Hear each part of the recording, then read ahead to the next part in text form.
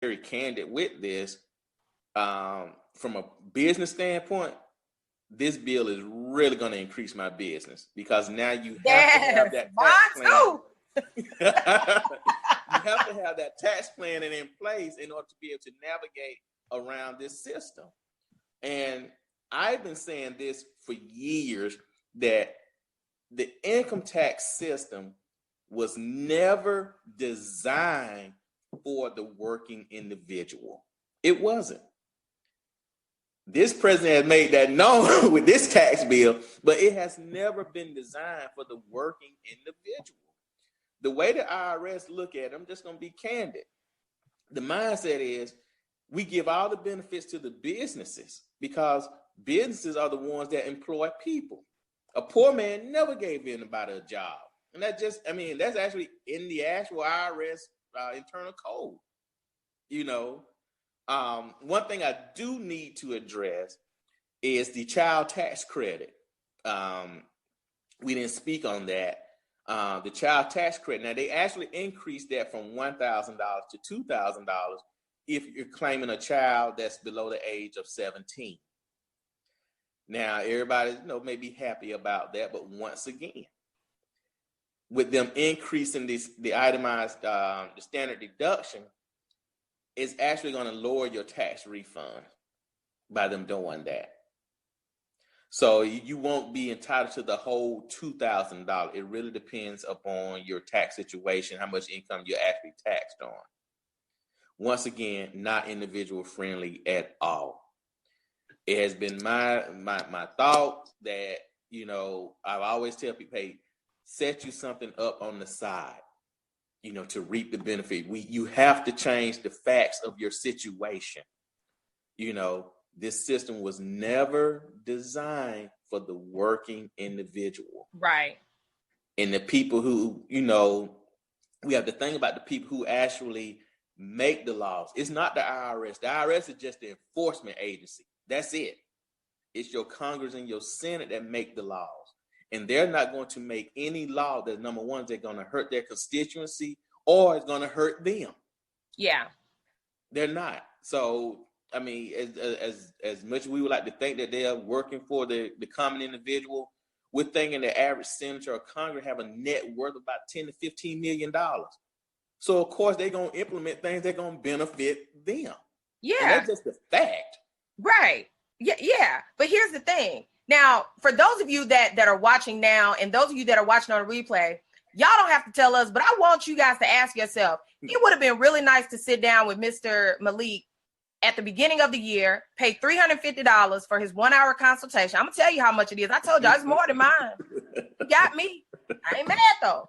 Well, I ain't mad. But I do have to point that out.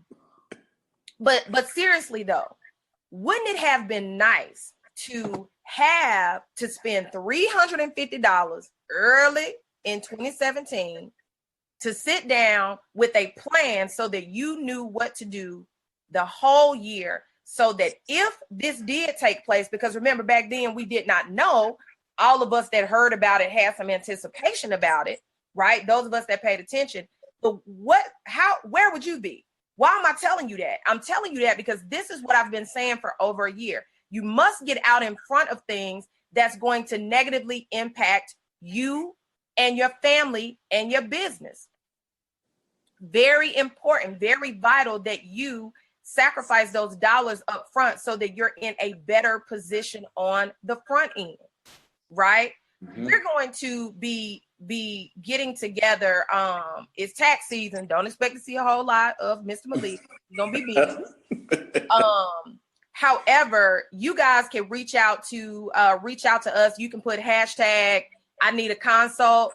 That way he'll know, he can go back and see who needs what, and he can share his information so that you guys can go ahead and set up an appointment for a consultation about what's going on. If you don't have a CPA or a qualified individual, no shade to the franchises, you can't afford to do that this year. You need someone that is intimately knowledgeable of the tax code. I'm not trying to throw him 2,000-3,000 people, but this is what I'm trying to do.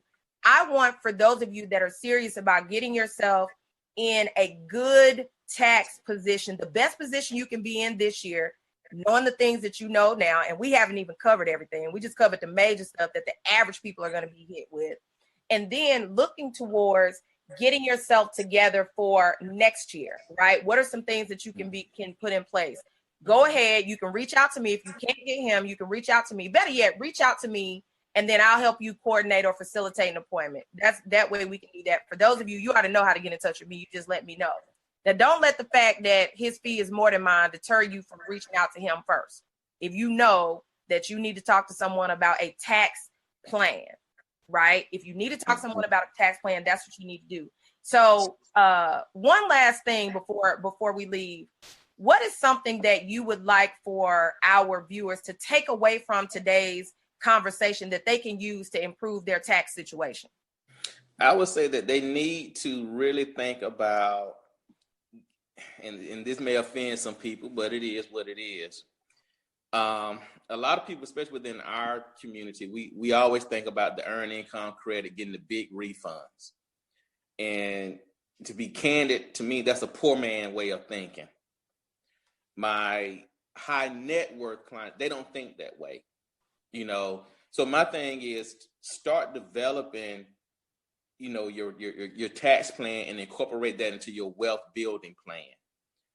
You know, and what I mean by that is, you know, I don't mind paying the taxes that I pay, but like I say, with me being in a business, my tax bill is lower than the average individual anyway. So if I've made $1 million for the year, and if I only have to pay $5,000 or $10,000, I'm fine with that. I'm great with that, actually, because I know I can write those, you know, that tax bill off. Versus an individual that may have paid $10,000 into the system, but you get a refund back for $5,000. You think that you got some money, where actually you still operating at a deficit. Yeah, because you gave away 10 and you only got five back. Yeah. You know, so we have to change our thinking about our tax situation, you know, and really implement good tax plan and use that to help generate wealth. You know, I said, I have no problem paying a $10,000 tax bill if I made $1 million. Yeah. And I knew I was supposed to pay back $300,000. I have no problem with that. Let's write the check. Versus, you know, if I paid $10,000 and I only got back $5,000, but sadly, that's a lot of people thinking. And that's a poverty way of thinking. Absolutely. And thank you for that, because here's the other thing I want to say about taxes in general. So you heard all the things that he said. So for those of you that's selling plates, you selling CDs, right? Or t-shirts or whatever, right? You on the side of the road, you got your hustle on, nothing wrong with that. Get a business license, for God's sake. Exactly. Have a business account. Get credit for this hustle. But see, the problem is you're afraid of sales tax. So you're talking about a 9% tax that's a pass-through tax to the customer. You don't even pay that money. You still get all of your money. Like, listen, guys, if you got an item that's $15 and the tax is 10%, right? The customer is gonna pay $16.50, right? $16.50, yeah. The customer's gonna pay $16.50. You listen, take that $150 and put it, $1.50, put it to the side. Mm-hmm. Right? Because what that's going to do is, by doing that, that is going to help you avoid some of these other things. But guess what? Then that same $1.50 that you didn't pay yourself, that's the cost of doing business. This is why you need to come to a Latanya or a Saphir that can share these things with you step by step. This is what you need to do. Here's the thing. Sometimes you can pay for a consultation. Somebody will tell you what to do, and you just go ahead and do it. If you don't have the $2,000 minimum to talk to me, I ain't gonna tell y'all his minimum because I don't want to scare y'all. Just do the consultation, right? But if you don't have that minimum to sit down with me for me to do it for you, right? Think about what you do have to sit with someone that can go over what you need to do. And then you just do it. And if you have questions along the way, you just kind of pay as you go.